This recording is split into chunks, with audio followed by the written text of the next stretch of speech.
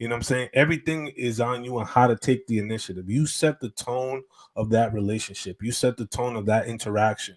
You set the tone of where things are going to go, right? And sort of it's very incumbent on you to have that full understanding as a young man. If we really look at it, right, that's why they call these things social constructs, because there's accepted levels of truth, accepted levels of behavior that we all say, all right, cool, you should do this, you shouldn't do this, you should do this much of this and that much of that. That's why I'm trying to get you to nail down, what do you define as sleeping around? Like, let's say for me, I left high school with 33 bodies. I'm not bragging, that was just it. Is that too much? Is that too little? What's the over under on that? That's excessive. I'm sorry. Okay. That's excessive. It's 10 excessive. Leaving high school. Yes. Okay. What if you're a popular football player? What if you're good looking? Doesn't matter. Okay. So 10. I mean, I play. Listen, I don't have a lot of bodies, right? So it's not like I couldn't. You know what I'm saying? I was in a fraternity and I went to Stephen F. Austin, right? But I positioned myself differently. I could have also been out here being a hoe after my wife passed away. I had that opportunity. But I was like, that's not going to be a good vibe. It's not going to be a good look to my kids, right? So I thought about that. And so I'm speaking from that particular position.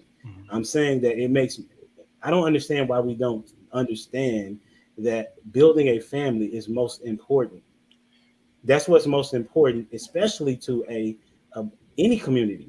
Building families is what's most important. And the best way to do that is to be on the mission and the mindset to be married. My issue with what you're saying is that many of us have been promiscuous and have built families. So it doesn't bear out. I do want to get Luis in here, and we got a few clips. What's going on, Hank? Okay, the show. I'll come to you first on the next one. Bro. What's happening? Sorry for my tardiness. No, you all good. You all good. Go ahead, Luis. Yeah. You know, it's kind of interesting. A lot there was a lot of great points that I had to take a moment to kind of write down. But I think the crux of it all, just looking at it in hindsight 2020, you know, a lot of young men are unfortunately misappropriating their time, their energy, and their focus. I mean, that's what it really comes down to. You know, they are unfortunately sailing their ship in the wrong direction while the wind is blowing. And in that, so they get to a point where they realize that they're heading in the wrong direction. They have to reroute.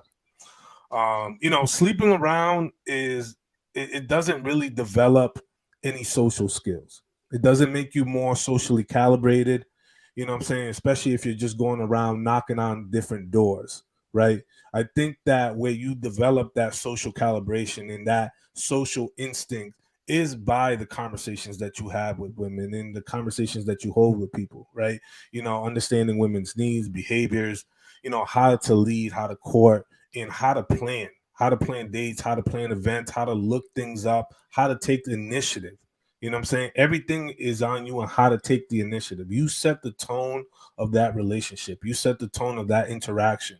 You set the tone of where things are going to go. Right. And sort of it's very incumbent on you to have that full understanding as a young man, developing into a full-fledged man, that you have to set certain things up front to get a certain type of result. You know, I look at sort of my upbringing a little bit. You know, I was busy.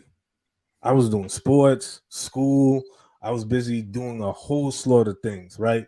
And sort of there was interactions with women at times, but because you're so inundated with other activities and the things that you got going on with your life, women always come as a byproduct. They're not going out of style. There's a girl turning 18 tomorrow, and the day after that, 25 after, 25 the day after that, and so on and so forth. There's one thing that's not in shortage of is women. There's always going to be women, and sort of I think that being overly excited is something that you have to kind of focus to kind of get out of your system. And sort of it's sleeping around that pathway, maybe not, because it doesn't really develop. I don't think most people develop a whole better set of character. I understand that we all grow and shift and take different paths and get to the same end result, to what Humble Dad was speaking about, which is family, which is building a community and things of that nature.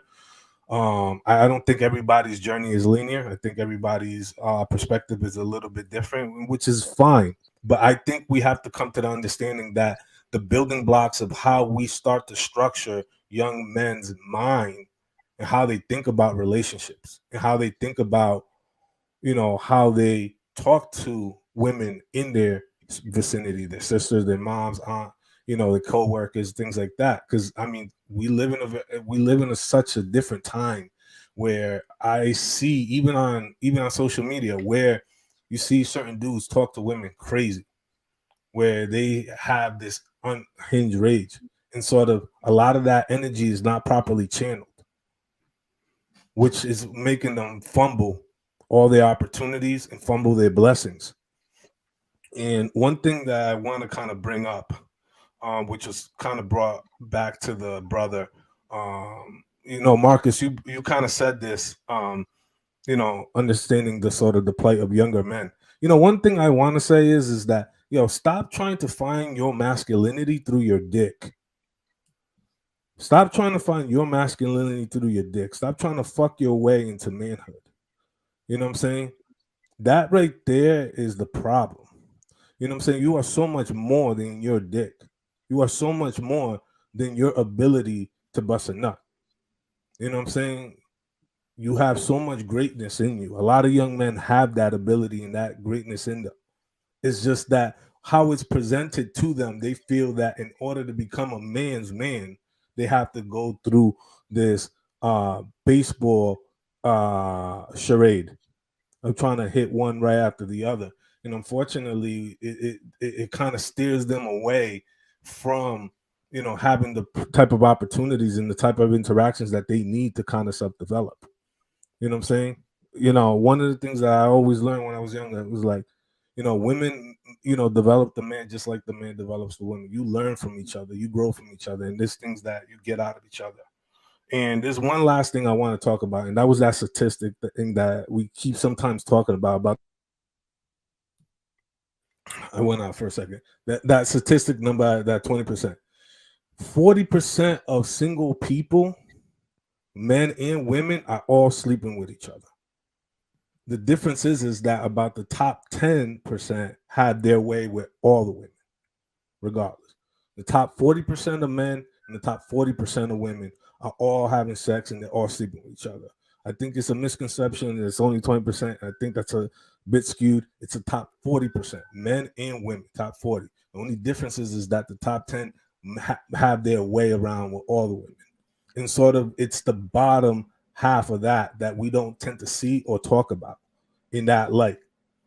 Right. So I think that it's important to kind of look at it from a very macro and micro perspective, that there are a lot of other people in that skew. So I yield there.